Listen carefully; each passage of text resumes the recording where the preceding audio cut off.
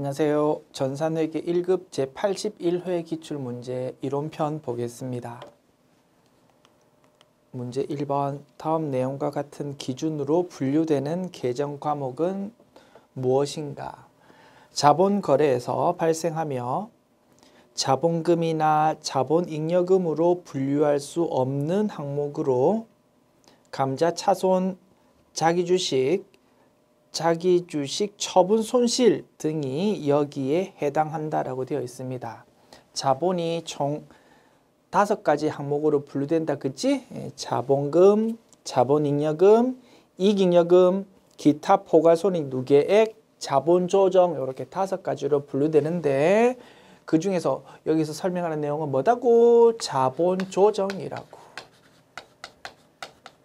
그죠? 자본 조정에 해당하는 계정 과목 찾으십시오. 그 문제고요. 1번 주식 할인 발행 차금이 자본 조정에 해당할 것입니다. 정답은 1번. 2, 3, 4 어디로 분류되는지 볼까요? 임의 적립금은 이익잉여금이지. 3번 주식 발행 초과금은 자본잉여금. 이익준비금 또한 이익잉여금에 해당한다. 이렇게 분석할 수 있습니다.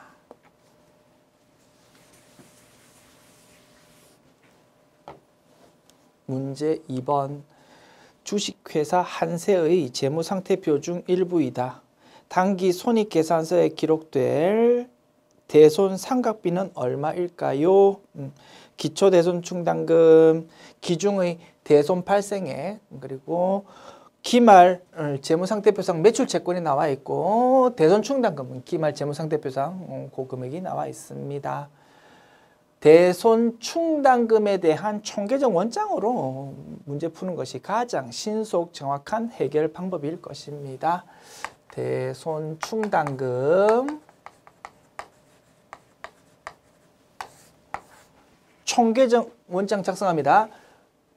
대손 충당금은 자산의 차감 항목이므로 거래 판료 소유 결합관계 분석할 때는 뭐하고 똑같다고 생각하면 된다고 했습니까? 부채하고 똑같구나라고 생각하면 된다고 했습니다. 나의 자리는 자산의 차감 항목이므로 부채하고 똑같다. 나의 자리는 오른쪽이다 이겁니다. 기초금액이 오른쪽에 적히고 증가금액 오른쪽, 감소금액 왼쪽에 적힌다. 됐지요? 기초대손충당금은 73,000원이래요. 기중의 대손 발생액은 3만 원이래요. 대손 발생했을 때 분계 어떻게 합니까? 대변에 외상 매출금에 대한 대손 충당금이라고 가정합시다. 그러면 대변에 외상 매출금 적어주고 자산의 감소. 그리고 차변 회계 처리가 어떻게? 대손 충당금 있으면 그것부터 부족하면 대손 상각비 그런 식으로 회계 처리한다고 했다 이겁니다. 기중에 대손 발생한 게 3만 원이래요. 차변 회계 처리할 때 이미 대손 충당금이 엄청 크게 기록되어 있으니까 그냥 차변에는 대손 상각비는 나올 여지가 없고 전부 다 차변을 대손 충당금으로 회계 처리하면 된다 이겁니다. 그죠? 얼마를? 3만 원 전체로. 그죠? 기중 대손 발생 분계 다시 한번 정리합시다. 대변에 외상 매출금 3만 원, 차변에 대손 충당금 3만 원 이렇게 회계 처리되었었다. 그러면 그 내용을 대손 충당금의 총계정 원장에 나타낸다면 대손 충당금이 차변에 3만 원만큼 회계 처리되었으니까 왼쪽에 3만 원을 기록하면 된다 이겁니다. 대손 충당금이라는 것이 감소했다 이거지. 됐죠? 그 다음에 기말 재무상태표상 매출채권 500만 원, 기말 재무상태표상 대손 충당금은 11만 원이 되어야 된답니다. 기말의 대손 충당금 금액이 11만 원이 되어야 된다. 됐죠? 요게 기말 재무상태표상 대손 충당금 금액이라는 그 목표치가 된다. 됐죠? 그래서 요 목표치로 만들기 위해서 기말 수정 분기를 통해서 대손 충당금 추가 설정을 할 건데 얼마를 추가 설정할 것인지 그거를 묻는 문제다 이겁니다. 대손 충당금 추가 설정할 때 분기에 차변의 대손 상각비, 대변의 대손 충당금 그렇게 회계 처리될 겁니다. 대손 충당금 계정 과목이 오른쪽에 기록되니까 총계정 원장에서 여기에 금액을 기록한다. 됐지요?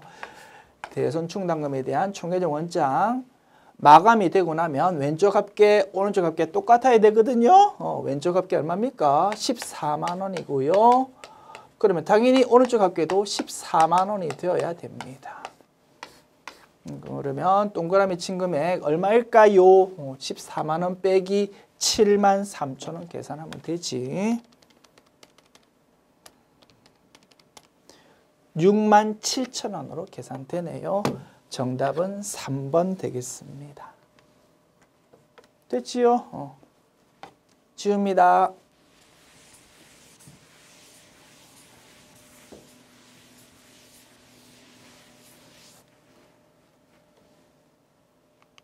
문제 3번.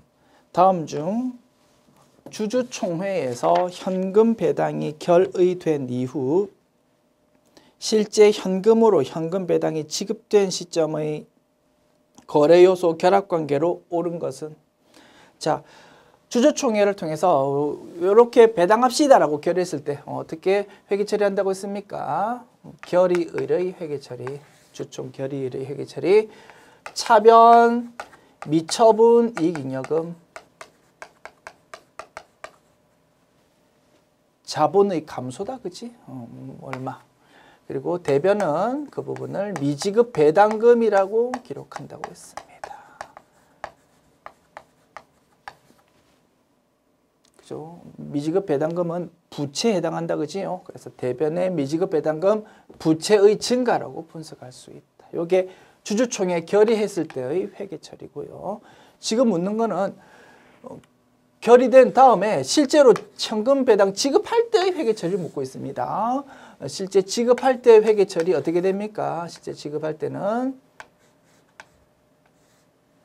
실제 주주총회 열리고 나서 한 2, 3일 있다가 실제로 지급할 거 아닙니까? 그죠? 지급할 때 회계 처리는 대변에 있던 미지급 배당금을 차변에 적어서 없앱니다. 부채의 감소 기록한다. 미지급 배당금.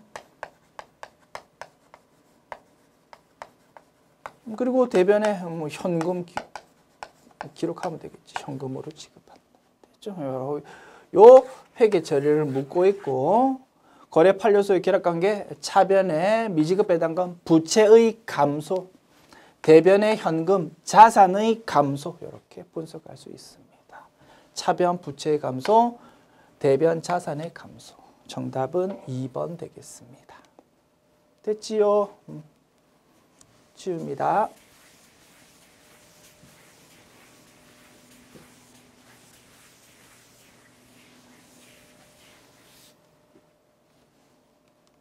문제 4번. 다음 중 일반 기업회계 기준에서 현금 및 현금성 자산은 얼마일까요? 자주 묻는 주제다, 그치요? 현금 및 현금성 자산은 세 가지로 분석될 수 있다고 했습니다. 먼저 현금, 현금은 다시 통화와 통화 대용 증권으로 나눌 수 있다고 했습니다. 써볼까요? 현금은 다시 통화와 통화 대용 증권으로 나눌 수 있다. 요거를 현금이라고 부른다. 그리고 요금을 예금, 언제든지 돈 뽑을 수 있는 보통예금, 당좌예금을 말한다고 했습니다. 그리고 현금성 자산,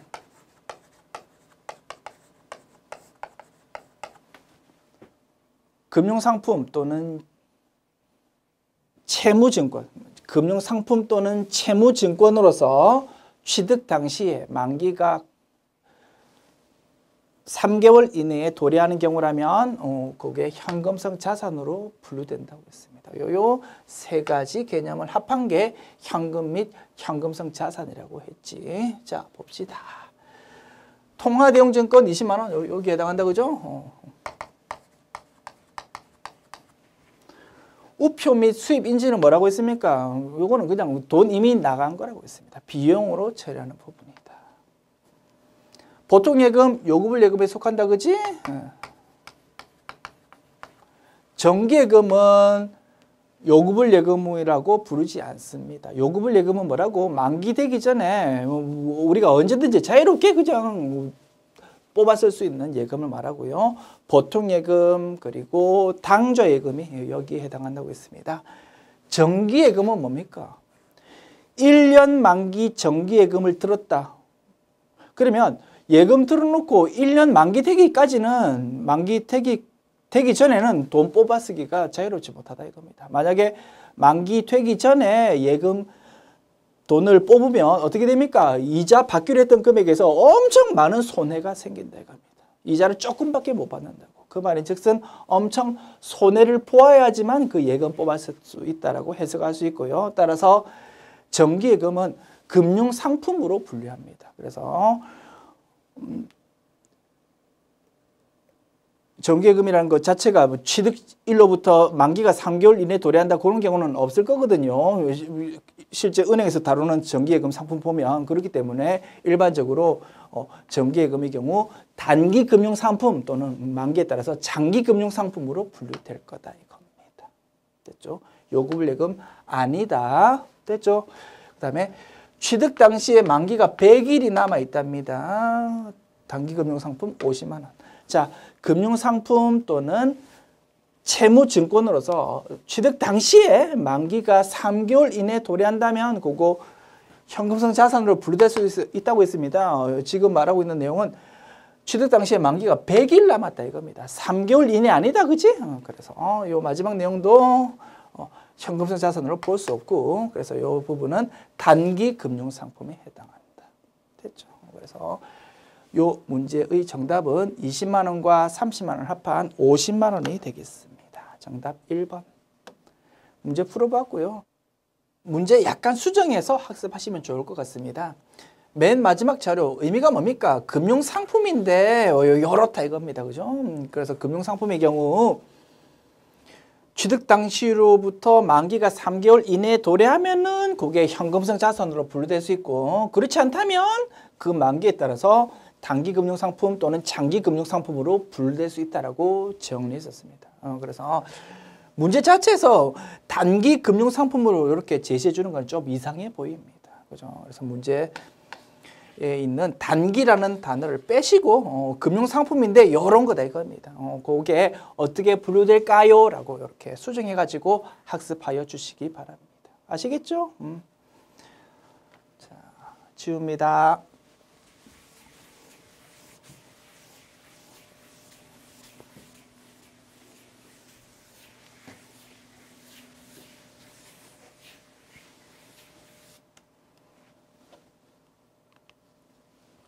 문제 5번. 다음 중 회계상 거래가 아닌 것은? 이런 문제도 자주 출제되더라, 그치? 회계상 거래라는 거는 차변, 대변으로 분개할 수 있는 것을 말한다고 했습니다. 그 말인 즉슨 자산, 부채, 자본, 수익, 비용의 증가 감소가 있고 그 금액을 측정할 수 있는 거가 바로 회계상 거래를 말한 거다. 됐죠? 자, 1번. 은행에 현금 60만 원을 예입했답니다. 그러면 차변의 예금 계정 과목, 대변의 현금 계정 과목으로 분개하면 되잖아. 그치? 2번. 자동차 종합보험료 70만 원을 현금으로 지급했다. 차변의 보험료라는 비용, 대변의 현금이라는 자산의 감소를 기록하면 되잖아. 3번. 은행에서 현금 100만 원을 차입하기로 결정했다. 오늘 차입했다. 그러면 차변의 현금, 대변의 차입금이라고 분개하면 되는데 차입하기로 결정만 했다 이겁니다. 의사결정만 오늘 했대요. 그러면은 분개로 나타낼 수가 없는 거야. 의사결정만으로는. 그치? 그래서 의사결정만으로는 주문하는 거, 그리고 계약하는 거, 의사결정하는 것도 마찬가지예요. 그러한 사건만으로는 자산, 부채, 자본, 수익, 비용의 증감이 전혀 발생하지 않는 상태니까 분개로 기록할 수가 없더라 이겁니다. 3번은 회계상 거래가 아니다. 4번. 회계 기말 현재 보유 중인 상장 주식의 가격이 15만 원만큼 하락했다. 그러면 자산의 감소를 대변에 기록하고 그리고 평가 손실에 해당하는 계정 과목을 차변에 기록하면 되겠지. 그치? 됐습니다.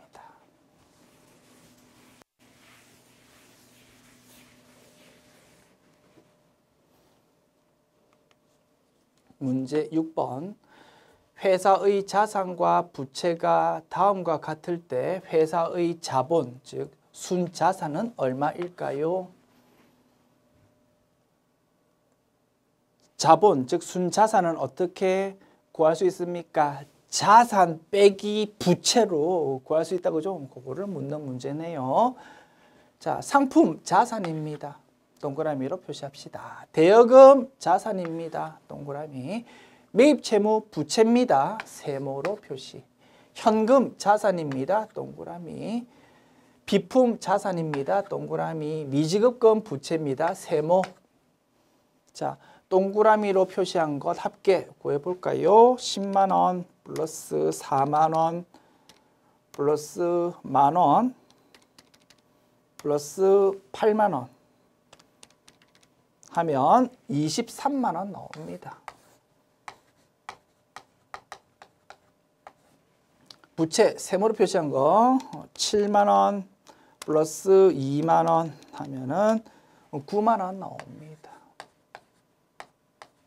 그러면 동그라미 친 자본금액, 순자산 금액 얼마가 되겠습니까? 23만 원 빼기 9만 원 하면은 14만 원 계산되네요. 정답은 4번 지웁니다.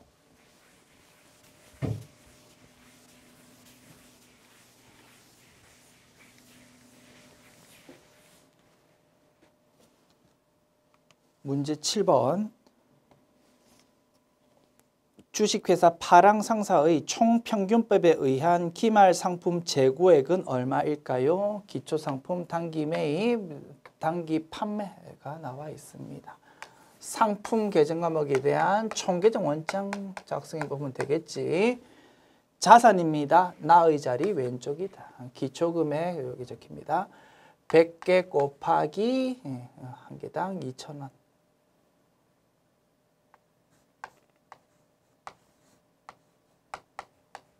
그럼 금액 얼마입니까? 20만 원 되겠다, 그죠? 금액을 여기 적읍시다. 매입은요, 900개고요. 한 개당 3,000원. 그러면 900 곱하기 3,000원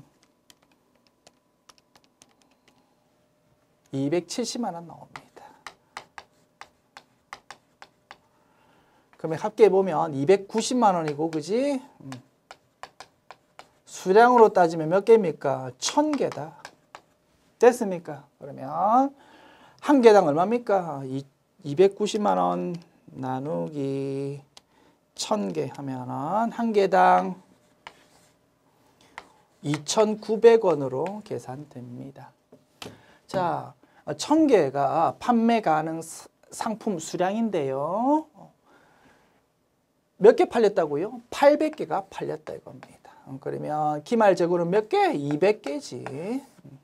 됐습니까? 200개 곱하기 총평균법에 의한 기말 상품 재고액 구하는 거니까, 그지? 200개 곱하기 한 개당 2,900원 계산해 보면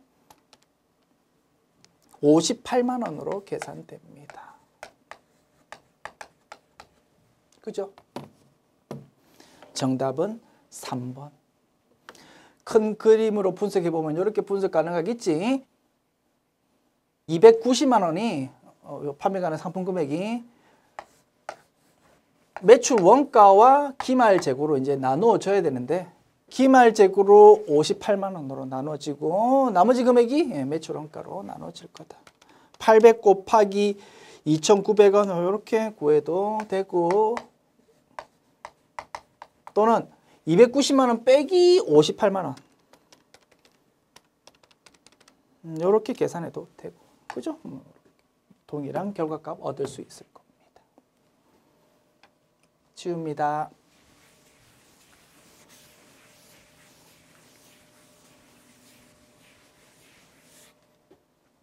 문제 8번. 주주나 제3자 등으로부터 현금이나 기타 재산을 무상으로 증여받을 때 생기는 이익이 설명하고 있는 계정 과목은, 물건 공짜로 받았다. 기분 좋다, 그지? 대변의 수익을 인식하고 이름은 뭐다고? 자산 수증 이익이라고 했습니다. 1번이 정답. 참고로 채무 면제 이익은 무엇이라고 했습니까?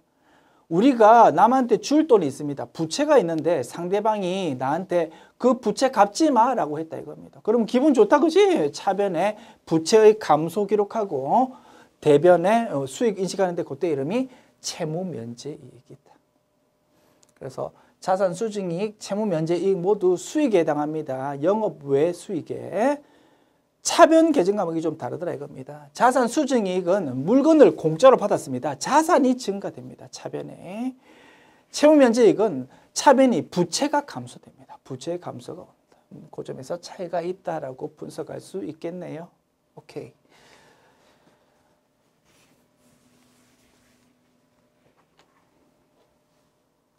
문제 9번. 다음 자료를 보고 노무비의 당월 발생액을 계산하면 얼마일까요? 비용에 대해서 올해 발생주에 의한 금액이 얼마인지 뭐 그런 거 분석하는 것 해보았습니다. 그 문제네요.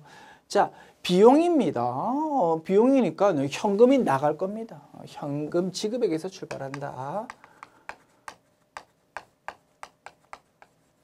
여기서 출발하는데 혹시 기말에 미지급 비용이 있으면 아직 돈 안 나갔지만 그 부분도 엄연히 올해의 비용에 해당할 거다 이겁니다. 발생주에 따른 비용. 제목 붙일까요? 발생주에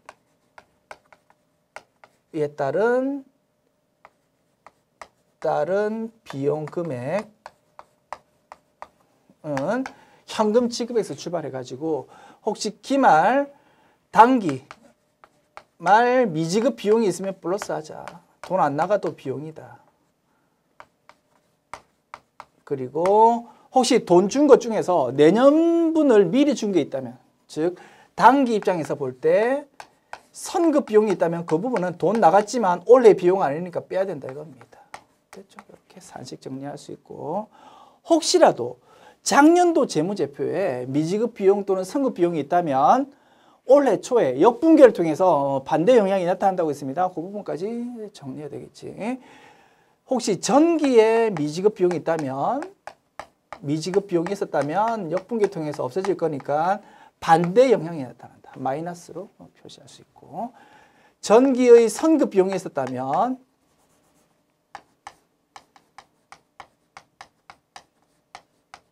역분기 통해서 반대 영향이 나타납니다. 그러면 마이너스가 아니고 플러스 영향이 있다 이겁니다. 이렇게 산식을 정리해 보았습니다.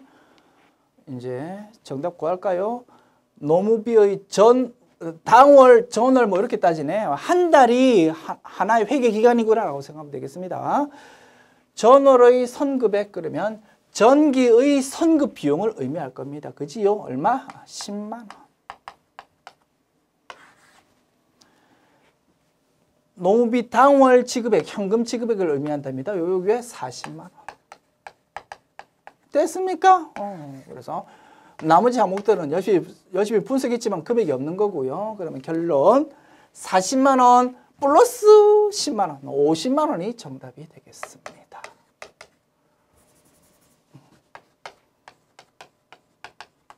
됐지요? 정답은 4번. 지웁니다.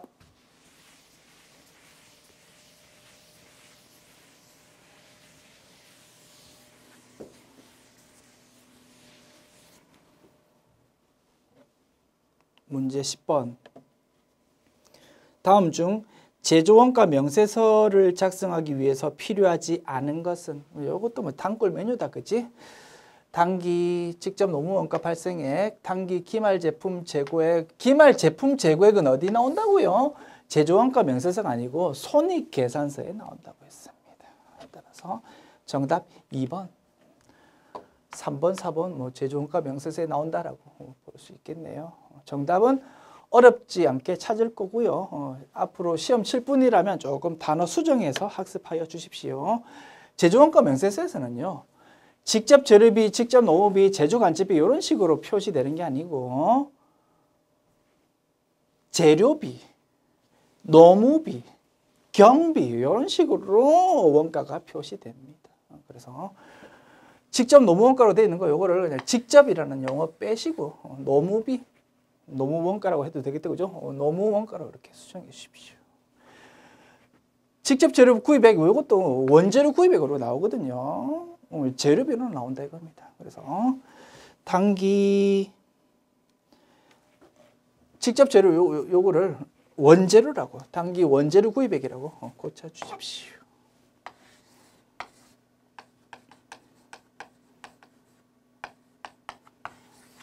됐죠? 그리고 단기 직접 재료 사용액도 단기 원재료 사용액으로 이렇게 고쳐 주십시오. 이렇게 실제 제조원가 명세서에 나타나는 내용하고 맞아떨어질 것입니다. 됐죠? 지웁니다.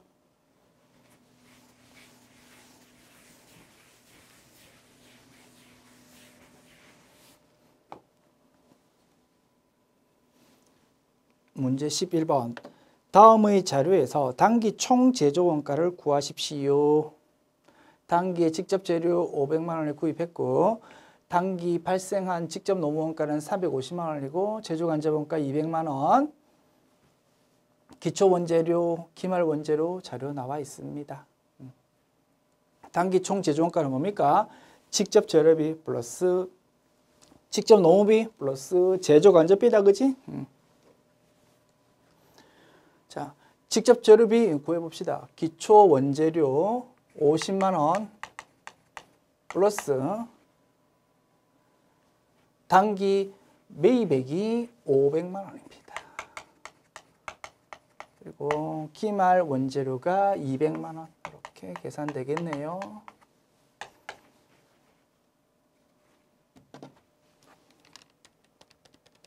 (50만 원) 플러스 (500만 원) 마이너스 200만 원 하면 350만 원이고요. 요게 직접 재료비, 그 다음에 직접 노무비가 350만 원, 그리고 제조 간접비가 200만 원 이렇게 제시되어 있으니까 A 플러스 B 플러스 C 이렇게 세 개 합하면 정답 나올 겁니다. 900만 원이 정답 되겠습니다. 정답은 2번. 문제 풀어보았고요. 이렇게 문제 풀기 위해서는 단서가 하나 빠졌다, 그죠? 원재료, 기초 원재료, 기말 원재료 나와 있고 원재료 구입 나와 있습니다. 그래서 이렇게 계산한 금액 350만 원이 원재료 사용 금액인데 원재료 사용 금액을 바로 직접 재료비라고 볼 수 있으려면 단서가 하나 붙어야 되겠지, 그지? 단 간접 재료비는 없다고 가정한다라는 재료비 사용한 경우 그 금액은 직접 재료비일 수도 있고 간접 재료비일 수도 있다 이겁니다. 간접 재료비는 제조 간접비로 빠질 수밖에 없다 이것이. 그래서 그 가정이 없으면 사실 문제가 좀 이상해지는 거라고. 그래서 단서를 하나 붙여서 학습해 주시기 바랍니다. 간접 재료비는 없다고 가정한다.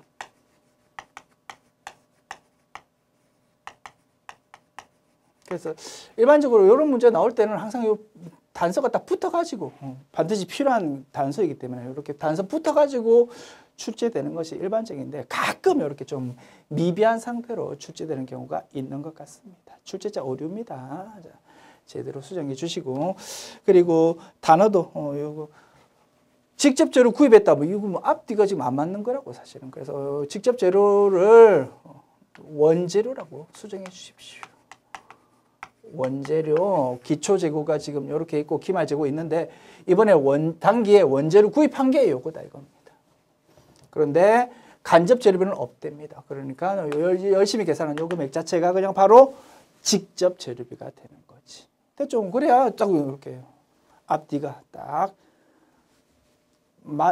앞뒤가 모순이 없는 상태로 답을 딱 구할 수 있는 것이다.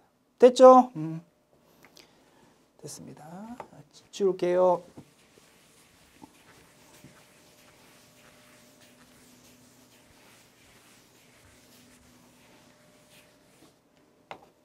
문제 12번.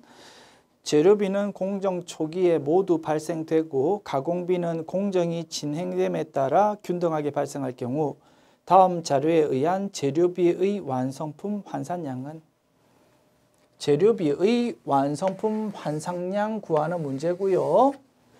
기초제공품, 기말제공품, 단기 완성품 수량 나와 있고 회사는 평균법에 의해서 기말제공품 평가한답니다. 평균법이다. 됐죠? 자, 제공품의 물량 흐름부터 파악해 볼까요?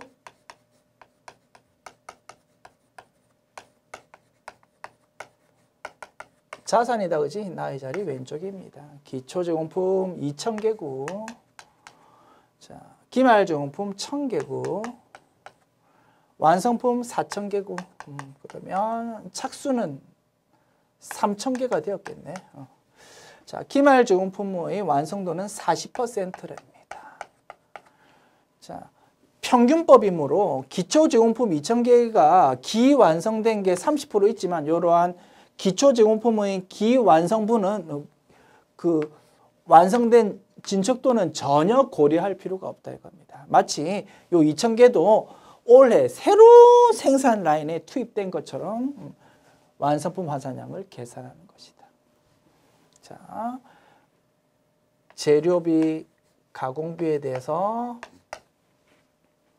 완성품 환산량 구하면 되고요. 자, 4,000개는 묻지도 따지지도 않고 그냥 4,000이라고 기록한다. 즉, 기초제공품의 기완성도 무시한다 이겁니다. 기말제공품에 대해서 이제 정확하게 구해보자. 1,000개 기말제공품이 완성도가 40%이지만 재료비는 언제 공정 초기에 모두 그냥 한꺼번에 투입되기 때문에 완성도를 몇 프로로? 100%로 보고 완성품 환산량 구하는 것이다. 그와 달리 가공비는 야금야금 균등하게 투입되므로 1,000개 곱하기 40%, 400개로 완성품 환산량을 계산한다고 했습니다. 자, 그러면 재료비 완성품 환산량 5,000개고요. 가공비는 4,400개로 계산되고 묻고 있는 거는 재료비의 완성품 환산량 구하고 묻고 있습니다. 5,000개라고 되어 있는 3번이 정답. 됐지요? 지웁니다.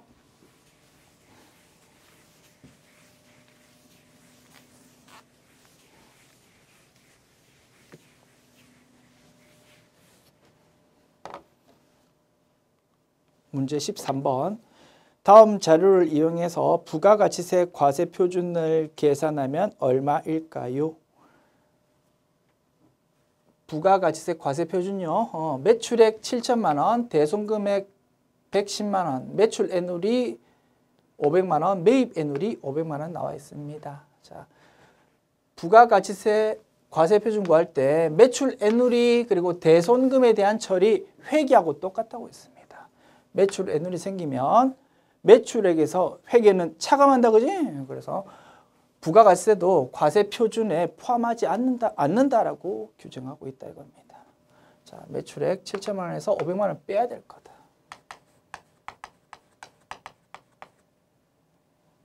마이너스 500만 원 이렇게 계산해야 되겠고, 대손금 회계에서 대손 발생하면 매출액에서 차감합니까? 아니지요.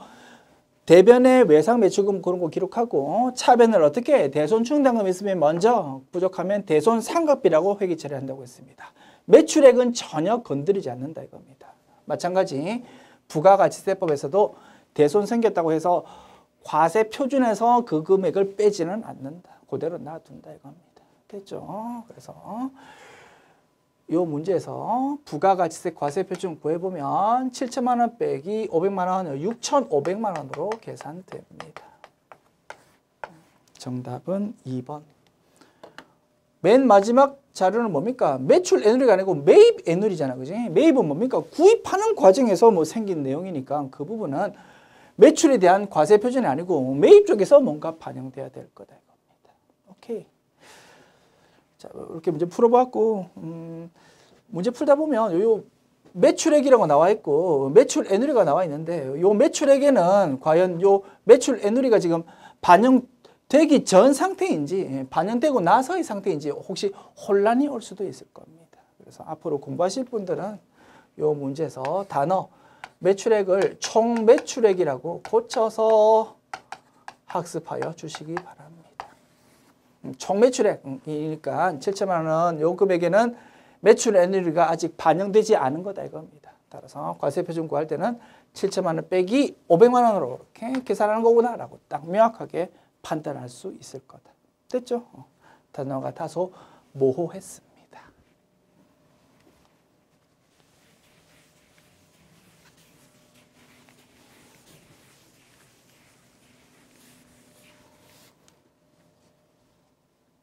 문제 14번.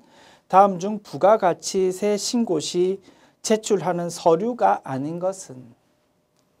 자, 부가가치세 신고할 때 제출해야 되는 서류에 대해서는 우리가 공부한 적이 없다, 그지? 우리가 알고 있는 지식 범위 내에서 빨리 정답을 선택하고 넘어가는 겁니다. 됐습니다. 자, 이런 문제가 출제되었으니까 저는 열심히 현재 해설해 드리겠습니다. 그냥 이런 문제 틀렸다고 해서 너무 스트레스 받지 마시고요. 뭐 또다시 이런 문제 출제될 가능성 별로 없어 보입니다. 그죠? 가벼운 마음으로 드러나 보십시오. 자, 부가가치 신고할 때 제출한 서류. 부가가치 신고서 당연히 제출해야 되겠지. 건물 등 감가상각 취득명세서 이런 것도 제출해야 된답니다. 우리 부가가치 신고서 서식을 보았다, 그지? 기억나십니까? 매입에 대해서 기록할 때 세금 계산 수치분 기록할 때 일반 매입인지 고정자산 매입인지 이렇게 구분해 가지고 기재하고 있었습니다. 그 이유는 뭐라고요? 고정자산 매입이 있으면 조기 환급을 받을 수 있기 때문에 이 회사가 조기 환급 받을 수 있는지 없는지를 한눈에 딱 확인하기 위해서 서식이 그렇게 구성되어 있다라고 말씀드렸습니다. 고정자산 매입에 그 금액을 기록하려면 세무서 입장에서는 빨리 환급 금액을 돌려줘야 되는 조기 환급을 적용해 줘야 됩니다. 과세관청 입장에서는 돈이 지금 나가야 되는 거니까 지금 뭔가 상금 라인에 결제를 올려야 된다 이겁니다. 그 결제 올리려면 증빙 서류 같은 걸 좀 받아야 될 거다 이겁니다. 그런 증빙 서류 개념에서 우리가 조기 환급 받고 싶으면 고정자산 매입에다가 그 금액 기재하고 그 부가세 신고서만 달랑 제출하는 게 아니고 이런 고정자산을 샀습니다라는 내용을 쭉 기재해가지고 같이 제출해 주어야 된다 이겁니다. 말 됩니까? 그 서식 이름이 건물 등 감가상각 자산 취득 명세서다. 됐죠? 그 다음에 매출처별 세금계산서학계표, 매입처별 세금계산서학계표 요거는 제출해야 된다는 거 알고 있을 겁니다. 그래서 1번, 2번은 요거는 전부 제출하는 서류가 맞고요. 3번 공제받지 못할 매입세액 명세서와 대손세액 공제신고서. 자, 매입세액 부공제의 경우 부가가치 신고서의 16번 라인 공제받지 못할 매입세액 란에 그 내용을 다시 기재한다고 했습니다. 그죠? 그 내용을 기재할 때 우리가 알고 있는 매입세액 불공제 사유가 여러 가지 있었다. 그지? 어떤 사유에 해당하기 때문에 매입세액 불공제입니다를 과세관청에 신고해야 된답니다. 그 내용을 신고할 때 작성하는 서식이 공제받지 못할 매입세액 명세서라는 서식이다. 그리고 대손세액 공제신고서요. 대손이 생겼을 때 어떻게 처리한다고 했습니까? 과세표준에서는 빼지 말고 별도의 대손세액 공제라는 제도를 통해서 세금 깎아주게 되어 있다고 말씀드렸고요. 대손세액 공제라는 이 제도에 대해서는 전산회계 1급 출제 범위를 벗어나고 전산 세무 자격시험 단계에서 공부하게 된다라고 말씀드렸습니다.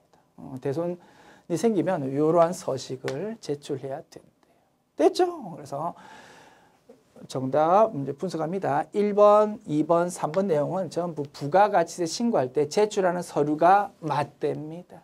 그래서 정답은 4번이 됩니다. 됐죠? 총수입금액 조정명세서, 조정 후 총수입금액 명세서 이런 서식은 부가가치세 신고할 때가 아니고 법인세 신고할 때 제출하는 서류랍니다. 법인세 신고할 때 우리 회사가 당기순이익이 이렇게 생겼습니다. 그래서 우리 회사 당기순이익 가지고 열심히 계산해 보았더니 법인세 이렇게 나왔습니다라고 우리가 법인세 신고하거든요. 그래서 법인세 신고할 때는 회사의 손익계산서가 첨부된다 이겁니다. 과세관청에서는 회사 손익계산서에 있는 매출액이 진짜 맞는 매출액인지 궁금해할 겁니다. 그래서 과세관청에 신고된 부가가치세 신고서에 보면 매출액이 있잖아. 그지? 과세 표준. 부가가치세법상 과세 표준이랑 회사가 법인세 신고할 때 제출한 손익계산서의 매출액이랑 그게 지금 일치하는지, 혹시 차이가 있다면 어떤 것 때문에 차이 있는지 그런 거를 궁금해한다 이겁니다. 그런 거를 잘 분석하십시오라는 취지에서 법인세 신고할 때 우리 회사의 매출액은 이런 겁니다라는 거를 나타내 주는 거랍니다. 그래서 여기서 말하는 수입금액이라는 거는요, 법인세법상 매출액을 의미한답니다. 그래서 매출액에 대해서 뭔가 좀 자세하게 기재하는 서식이겠구나, 뭐 이렇게 이해하여 주시면 되겠습니다. 됐습니다.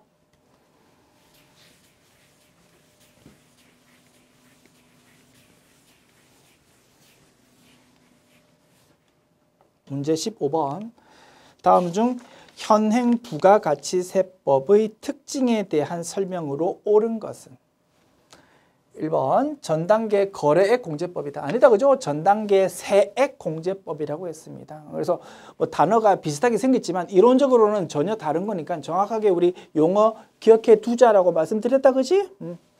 그다음에 비례세율로 역진성이 발생한다. 10%라는 단일 세율이므로 원래 세금이 공평하려면 좀 못 사는 사람한테는 낮은 세율, 좀 잘 사는 사람한테는 높은 세율, 그렇게 해야 세금이 좀 공평한데 한 가지 세율 10% 하나밖에 없다 보니까 역진성이 발생할 수밖에 없다라고 말씀드렸습니다. 그런 이유 때문에 생필품에 대해서는 면세라고 딱딱 규정하고 있다.